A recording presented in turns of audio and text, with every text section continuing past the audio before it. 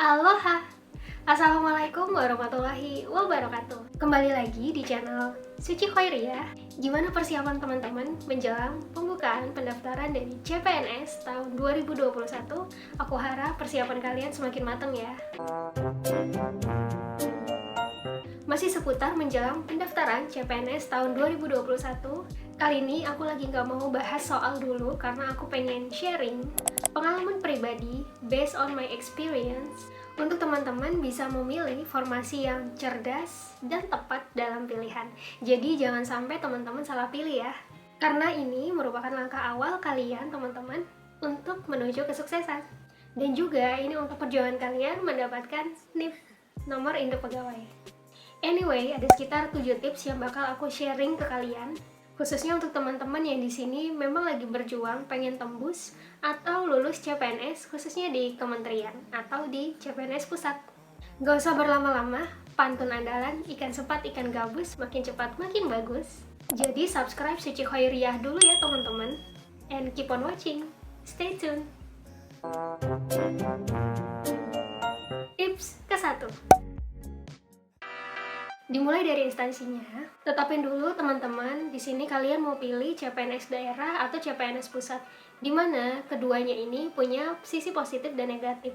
Jadi ada plus dan minusnya. Dan hal mendasar yang paling membedakan antara keduanya ini adalah dari sisi tunjangan atau tunjangan kinerjanya. Kita biasa sebut tukin, dan juga perbedaan kedua yaitu dari sisi penempatan. Untuk kali ini aku fokusnya lebih ngebahas untuk teman-teman yang mau berjuang di CPNS kementerian. Karena aku sendiri seorang PNS di Kementerian Desa, Pembangunan Daerah Tertinggal dan Transmigrasi Republik Indonesia. Yang jadi critical point-nya di sini teman-teman, ketika kalian memilih untuk CPNS pusat, kalian harus siap mempertimbangkan antara kualifikasi dan persaingan.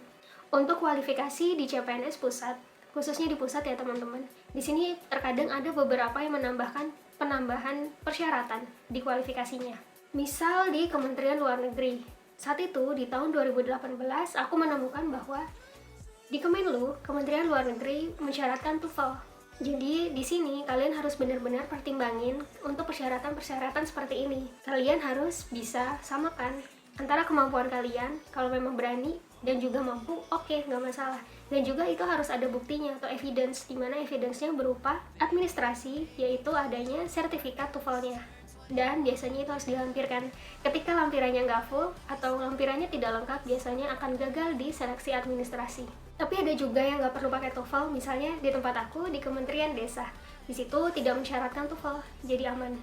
Oke, tadi kita udah sempat bahas tentang kualifikasi. Sekarang kita fokus di persaingannya, dimana kalau instansi CPNS pusat biasanya memiliki persaingan yang cukup banyak dan lumayan ketat.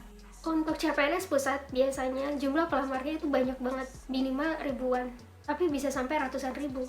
Tapi jangan patah semangat, kalian harus ingat prinsipnya bahwa rezeki itu nggak kemana. FYI, for your information, kalau di sini aku sendiri itu anak dari PTS, Perguruan Tinggi Swasta. Dimana kemarin saingan aku itu benar-benar anak dari PTN terbaik di Indonesia. Selama kalian maksimal dalam berusaha, kalian positif juga, percaya deh, alam semesta bakal ngedukung kalian dan bakal ngasih energi positif juga untuk kalian. Jadi kalian gak perlu takut buat nyoba. Kalau kalian emang pengen di CPNS pusat, coba aja dulu. Yang penting kalian maksimal dalam usaha, karena gak ada proses yang mengkhianati hasil. Saran aku, kalau kalian emang pengen masuk atau daftar di CPNS pusat, kalian bisa pilih kementerian yang memang masih sepi peminat atau untuk instansi yang memang belum familiar didengar orang. Mereka punya jumlah peminat yang lebih sedikit dibanding di kementerian atau lembaga lain yang memang sudah banyak peminatnya. Misalnya Kemenq. Yang penting CPNS pusat dulu teman-teman. Tips kedua. Selanjutnya di sini aku arahin kalian untuk bisa milih formasi. Dimana tadi kalau kita pilih instansi, pilih yang memang belum terlalu familiar. Kebalikannya, kalau formasi, pilihlah di tempat atau mungkin formasi yang memiliki banyak jumlah kuota. Saran aku, pilih formasi yang memang di sini banyak jumlah yang dibutuhkan. Kenapa? Semakin banyak jumlah formasi yang dibuka, maka semakin besar juga peluang kalian untuk bisa masuk dan tembus di CPNS pusat. Analoginya gini, kalau kalian masuk sebuah ruangan, di ruangan itu banyak sekali pintu, ada lebih dari satu pintu, berarti kalian bisa masuk bebarengan. Tapi beda ketika kalau misalkan kalian masuk sebuah ruangan hanya satu pintu yang terbuka, atau mungkin hanya ada satu pintu, berarti hanya ada satu orang yang bisa masuk.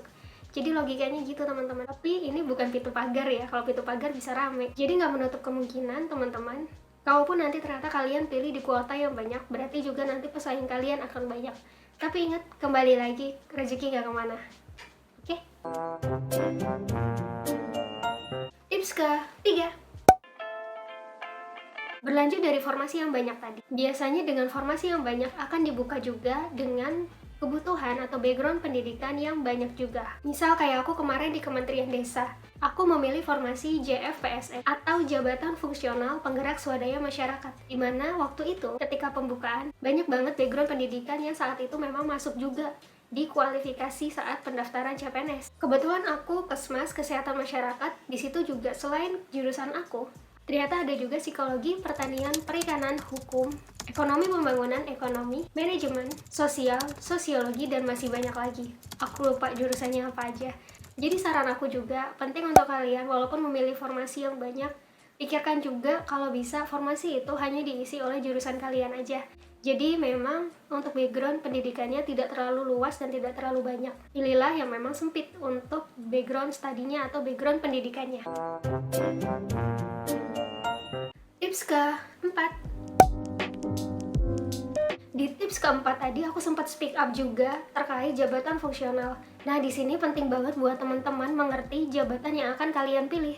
Saat ini, pelaksanaan pegawai negeri sipil itu ada 2 pilihannya. Ada jabatan fungsional dan ada jabatan pelaksana. Jadi gini, kalau kalian bingung, jabatan fungsional itu biasanya bekerja secara teknis atau berdasarkan fungsinya. Misal kayak guru, perawat, bidan, penyuluh, dan jabatan aku sendiri yaitu PSM. Nah, di sini bekerja sesuai fungsinya, dimana setiap kenaikan pangkatnya itu bisa per 2 tahun bahkan lebih. Per 2 tahun itu kalau lagi rajin, tapi kalau males ya bisa lebih untuk naik pangkatnya atau naik golongannya. Dan di sini untuk kenaikan pangkat atau golongannya itu berdasarkan pengumpulan angka kredit. Berbeda ketika kalian memilih untuk jabatan pelaksana, di mana jabatan pelaksana biasanya aku sebutnya di sini adalah staf. Kayak misal staf administrasi, dan itu biasanya ada di TU. Biasanya di TU sendiri ada analis kepegawaian, pengelola keuangan, atau mungkin di sini ada analis BMN. Di mana mereka semua adalah jabatan pelaksana yang walaupun rajin atau males, per 4 tahun pasti akan naik pangkat atau golongan. Jadi penting juga untuk karir path kalian atau jenjang karir kalian dalam memilih jabatan. Benar-benar tekunin kalau memang kalian tipe orang yang kreatif dan memang suka improve atau suka tantangan, boleh kalian pilih jabatan fungsional. Kalau memang kalian ternyata tipenya adalah sukanya olah data, kemudian tipe yang analisa, nah, saran aku kalian pilih jabatan pelaksana aja. Jadi santai dan gak terlalu banyak harus pikir angka kredit. Oke? Tips ke-5. Kelima ini terkait sistem seleksi atau alur seleksi. Dimana kalau untuk sistem seleksi ini, kalau ya aku tahu ya, enaknya di CPNS daerah itu ada 3 sistem seleksi, yaitu administrasi atau seleksi administrasi. Yang kedua ada SKD bentuknya CAT, dan juga yang ketiga SKB bentuknya CAT, dimana semuanya berdasarkan computerized. Nah, aku juga ada video, kalau kalian pengen lihat soal-soal SKD apa aja yang pernah aku temuin, kalian boleh lihat video linknya di atas. Sedangkan yang aku tahu, ini berbeda sama CPNS pusat untuk sistem seleksinya, dimana kalau di CPNS pusat, khususnya di kementerian aku ya, mereka akan menambahkan interview. Sedangkan kemarin saat aku di Kementerian Desa, untuk tesnya itu ada 5. Alhamdulillah cuma 5. Jadi apa aja? Masih sama. Yang pertama adalah seleksi administrasi, yang kedua SKD berupa CAT, dan yang ketiga SKB. Tapi SKB ini dibagi menjadi 3. Dimana tadi untuk tesnya, SKB yang pertama itu terkait psikotes, dan SKB yang kedua di sini aku ketemu interview psikolog, dan yang ketiga user interview. Terus kenapa sih CPNS pusat itu banyak interviewnya? Gini, karena aku sendiri baru bisa jawab setelah aku kerja ya. Jadi ini menurut aku, kenapa kementerian atau lembaga CPNS pusat itu biasanya mereka mensyaratkan dengan ada seleksi atau sistem seleksinya berupa interview. Memang mereka menginginkan untuk bisa mendapatkan kandidat atau pelamar yang memiliki skill dalam komunikasi yang baik, ceria, aktif, tahan pressure, dan juga jago nego. Karena karakter pelamar bakal kelihatan pada saat mereka diinterview secara langsung atau wawancara secara langsung. Kalau SKB-nya berupa CAT, kalau menurut aku di sini nggak bakal tergambar karena memang skill itu tadi tidak akan tercermin pada saat kalian mengerjakan soal secara computerized. teman-teman akan dituntut untuk bisa melakukan koordinasi atau membangun relasi, di mana membangun relasi tidak cuma sekedar vertikal atau di sekedar dalam instansi misalkan di kementerian yang sama hanya berbeda eselon, tetapi juga kalian harus bisa berkoordinasi keluar instansi kalian dan bahkan secara horizontal ke berbagai daerah di Indonesia. Jadi aku mau spill sedikit ketika aku kemarin waktu pas interview psikolog, di mana interviewer psikolog aku nanyain terkait integritas. Sampai sekarang aku masih ingat pertanyaannya dan benar-benar nancep di kepala aku. Jadi pertanyaannya, misal pejabat tertinggi di Kementerian Mbak Suci melakukan korupsi, apa yang akan dilakukan Mbak Suci? Buat teman-teman yang tahu jawabannya atau pengen coba jawab, boleh tulis di komentar bawah. Tips ke-6.